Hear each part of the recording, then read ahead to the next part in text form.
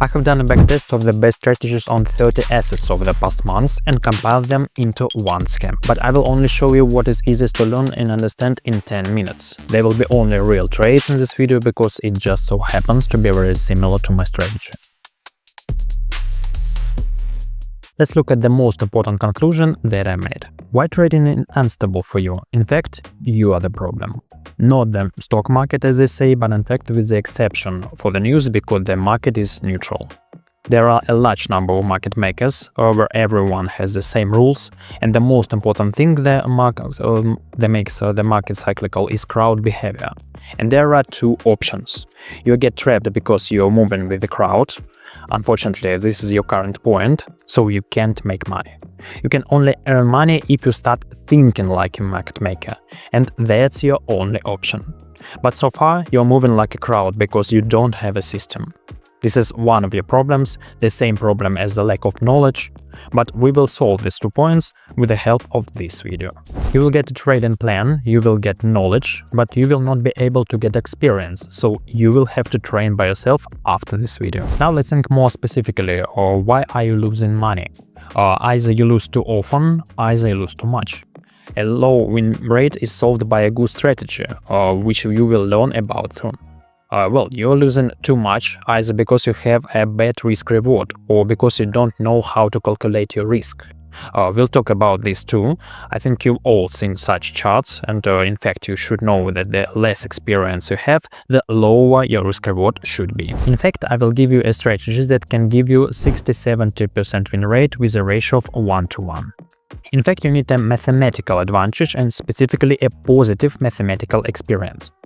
Because looking at this scheme, you understand that if you make 100 trades, 60 are profitable, 40 are unprofitable.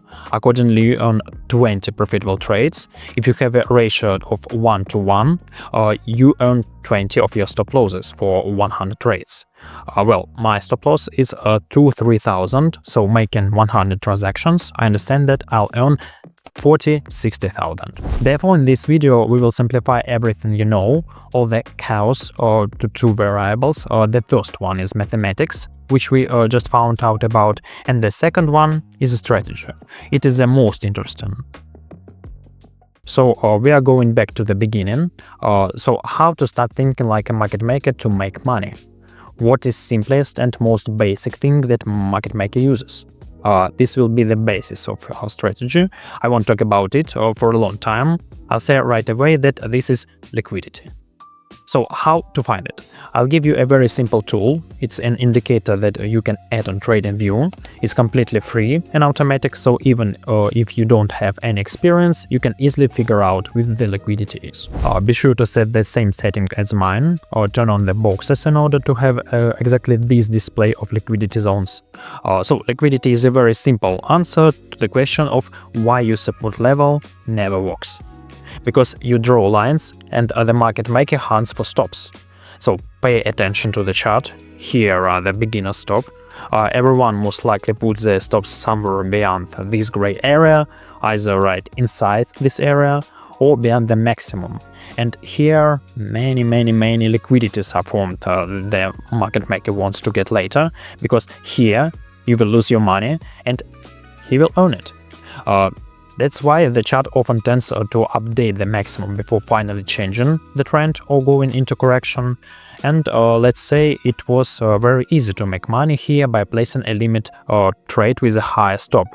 So, well, and take somewhere in this area. So liquidity is your stop losses, or the stop losses that are here and the stop losses that are there. Just think about where you would initially place your stop. If you wanted to set your stop losses somewhere around here, then place your limit order here instead. And move your stop loss lower if you are trading for an upward move. Trust me, this will save you from a lot of losses. Now let's move on the most important part, entering a trade. For entering we need two things. Context, meaning the overall global stock market situation that we will use to find a trade, and a trigger for entrance. So this means a specific situation that will prompt me to execute a trade. We've just clarified liquidity, and we will also need one more tool today, imbalance zones. In TradingView, you can add this very simple indicator, which will further point out stock markets in inefficiencies. Imbalance is where we often see a gap between supply and demand.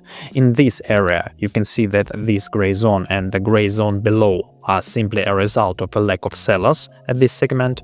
We only had buyers, which is why the market didn't trade this area at all.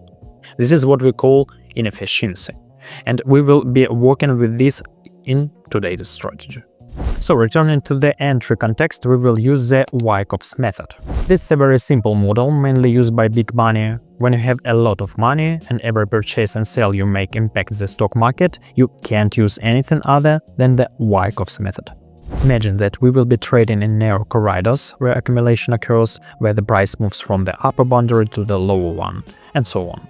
We will also be looking for moments of distribution and moments to exit these zones. For instance, when a market maker accumulates a certain number of coins, he wants to sell them later at a much higher price. And therefore, he needs to execute a markup, essentially exiting the zone. We will execute the next trade at the moment of a retest. That is, we have liquidity. To this liquidity, the market maker returns and after that begins to implement the accumulated volume of coins. But if we speak in simple words, we will look for ranges. We will trade the upper limit of the range, the lower limit of the range, and also retest of data ranges. This is all works perfectly because here, in these places, there are a lot of liquidity and the market maker takes it. That's why we're going to look at the trades where there is a liquidity withdrawal, which means the maximum or minimum has been updated.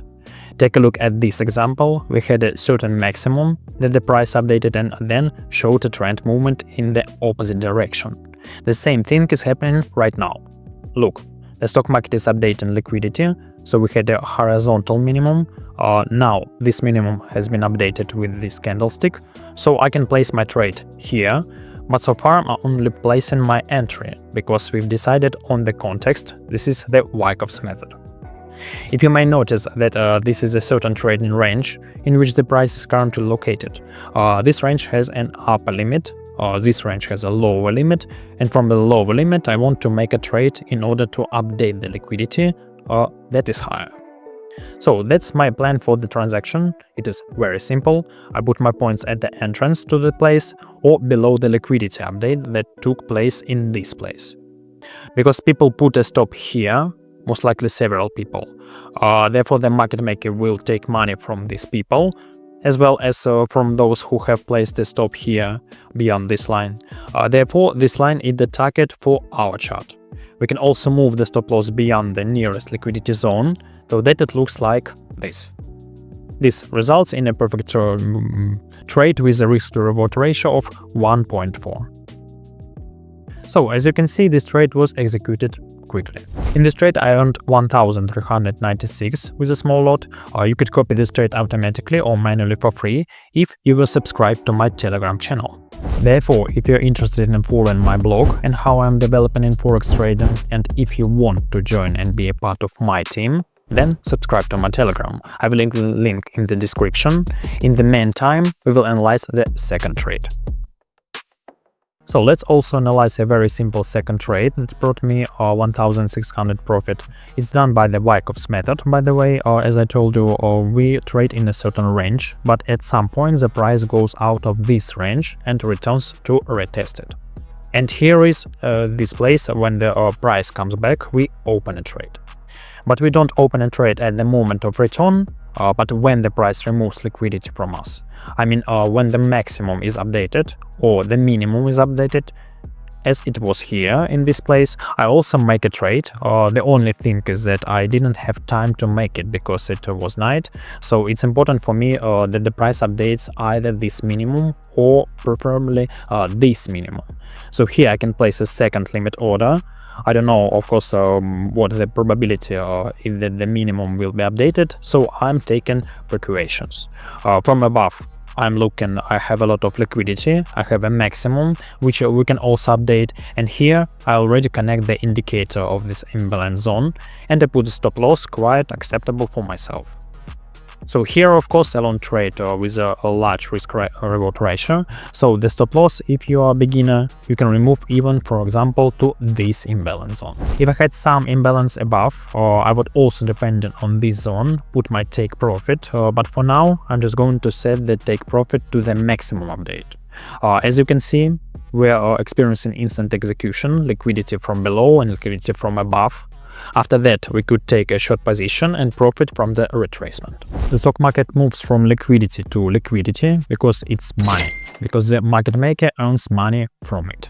As I've already shown these specific examples, we set stop losses and take profits based on liquidity and imbalance. This means that you can use imbalance as a target for your trade, or you can use liquidity as a target for your trade.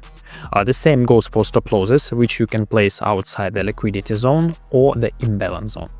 Here the same principle works. The key is to have a clear reason for your trade and understand why the stock market needs to move in one direction or another.